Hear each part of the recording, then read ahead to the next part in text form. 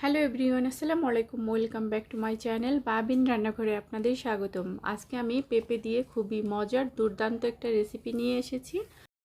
পেঁপের এই রেসিপিটা আপনারা ভাত, রুটি, পরোটার সাথে খেতে পারেন। আশা করছি আজকের রেসিপিটা আপনাদের ভালো লাগবে। ভালো লাগলে একটা লাইক দিবেন এবং চ্যানেলটি সাবস্ক্রাইব করে পাশেই থাকবেন। চলুন দেখে নেওয়া যাক কীভাবে তৈরি করতে হয়। পেঁপের এই রেসিপিটা তৈরি করার জন্য প্রথমেই লাগবে হচ্ছে আমার একটা পেঁপে, আর আমি এখানে একটা পেঁপে নিয়েছি। এই পেঁপেটা পুরোটাই আমি নেব। পেঁপেটাকে আমি এইভাবে কেটে পরিষ্কার করে ধুয়ে নিয়েছি।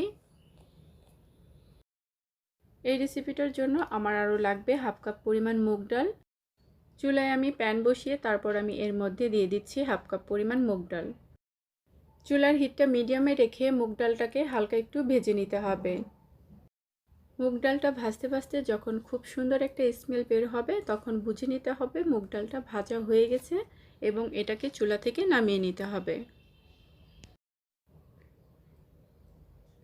এখন আমি মুগ ডালটাকে একটা বলের মধ্যে নিয়ে নিচ্ছি। এর মধ্যে আমি দিয়ে দিচ্ছি আরও হাফ কাপ পরিমাণ মসুর ডাল। এখন এই ডালগুলোকে পানি দিয়ে ভিজিয়ে রাখতে হবে 10 মিনিটের মতো। এরপর চুলায় একটা হাঁড়ি বসিয়ে তারপর আমি এর মধ্যে দিয়ে দিচ্ছি মেজারমেন্ট কাপের হাফ কাপ পরিমাণ সরিষার তেল। দিয়ে দিচ্ছি সামান্য একটু হলুদ গুঁড়া। হলুদ গুঁড়াটাকে আমি তেলের সাথে একটু মিশিয়ে নেব। তারপর আমি এর মধ্যে দিয়ে দিচ্ছি কেটে রাখা পেঁপেগুলো। এরপর আমি এর মধ্যে দিয়ে দিচ্ছি আধা চা চামচ লবণ। লবণ দিয়ে সব কিছু একসাথে ভালোভাবে মিশিয়ে তারপর চুলার হিটটা মিডিয়ামে রেখে পেঁপেগুলোকে প্রায় 2 মিনিটের মতো ভেজে নিতে হবে। পেঁপেগুলো ভাজা হয়ে গেছে। এখন আমি তেল ছেঁকে পেঁপেগুলোকে চুলা থেকে নামিয়ে নেব। এখন আমি এই তেলের মধ্যেই দিয়ে দিচ্ছি কিছু গোটা মশলা। দিয়ে দিয়েছি 2টা তেজপাতা, 4টা এলাচ, 4টা দারুচিনি। এখন এই গোটা মশলাটাকে হালকা আমি একটু তেলের সাথে ভেজে নেব। এরপর আমি এর মধ্যে দিয়ে দিচ্ছি 1 টেবিল চামচ গোটা জিরা। গোটা জিরা দিয়ে আমি হালকা একটু তেলের সাথে ভেজে নেব। জিরা ভেজে নিয়ে তারপর আমি এর মধ্যে দিয়ে দিচ্ছি 1 কাপ পরিমাণ পেঁয়াজ কুচি। চুলার হিটটা মিডিয়ামে রেখে তেলের সাথে পেঁয়াজ কুচিটাকে একটু ভেজে নিতে হবে। খুব বেশি ভাজার দরকার নেই, হালকা একটু সফট করে ভেজে নিলেই হবে। এখন আমি এর মধ্যে দিয়ে দিচ্ছি 1.5 টেবিল চামচ আদা রসুন পেস্ট। আদা রসুন পেস্টটাকেও হালকা একটু তেলের সাথে ভেজে নিতে হবে। আদা রসুন পেস্টটা ভেজে তারপর আমি এর মধ্যে সামান্য একটু পানি দিয়ে দিচ্ছি, কারণ আমি এরপরে মশলা দেব আর মশলাগুলো যাতে পুড়ে না যায় সেই জন্য আমি এর মধ্যে সামান্য একটু পানি দিয়ে দিয়েছি।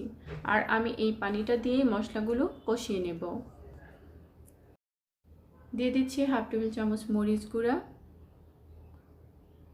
দিয়ে দিচ্ছি হাফ টেবিল চামচ হলুদ গুঁড়া।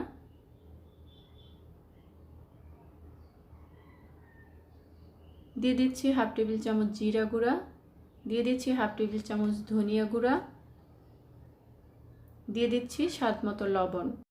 এখানে লবণটা একটু বুঝে দিতে হবে, কারণ আমি একবার পেঁপে ভাজার সময় লবণ ব্যবহার করেছি। এখন আমি এই মশলাটাকে খুব ভালোভাবে কষিয়ে নেব।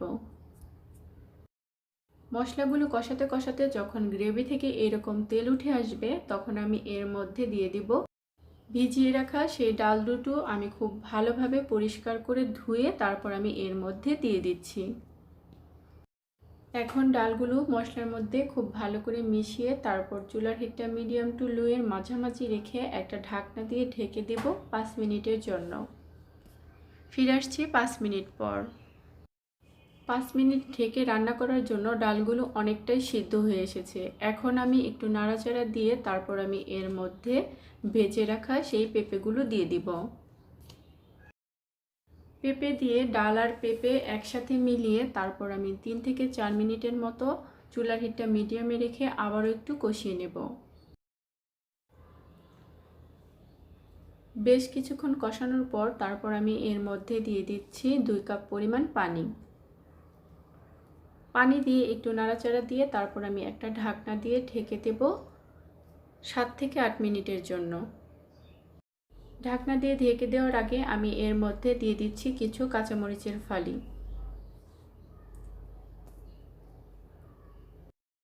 প্রায় বেশ কিছুক্ষণ জাল করে নেওয়ার পর আমি ঢাকনাটা খুলে দিয়ে তারপর আমি এইভাবে কিছুক্ষণ নাড়াচাড়া দিয়ে রান্না করে নেব। আমি এই ডালগুলোকে একেবারে গলিয়ে ফেলবো না, একটু আস্তে আস্তে রাখবো। আর ডালগুলো এরকম আস্তে আস্তে থাকলেই এই পেঁপের এই রেসিপিটা খেতে ভীষণ ভালো লাগে। যখন রান্না করতে করতে পেঁপে আর ডালগুলো এরকম মাখা মাখা হবে তখন এটাকে চুলা থেকে নামিয়ে নিতে হবে। তো এরই মাঝে আমার রান্নাটা কমপ্লিট হয়ে গেছে। এখন আমি এটাকে চুলা থেকে নামিয়ে সার্ভ করব। তো ভিউয়ার্স, এরকম আরও নিত্য নতুন রেসিপি পাওয়ার জন্য আমার চ্যানেলটা অবশ্যই সাবস্ক্রাইব করে আমার পাশেই থাকবেন। অবশ্যই পাশে থাকা বেল আইকনটি বাজিয়ে দিবেন, তাহলে আমার নতুন কোনো ভিডিও আসলে সবার আগে আপনি নোটিফিকেশন পেয়ে যাবেন। আল্লাহ হাফেজ।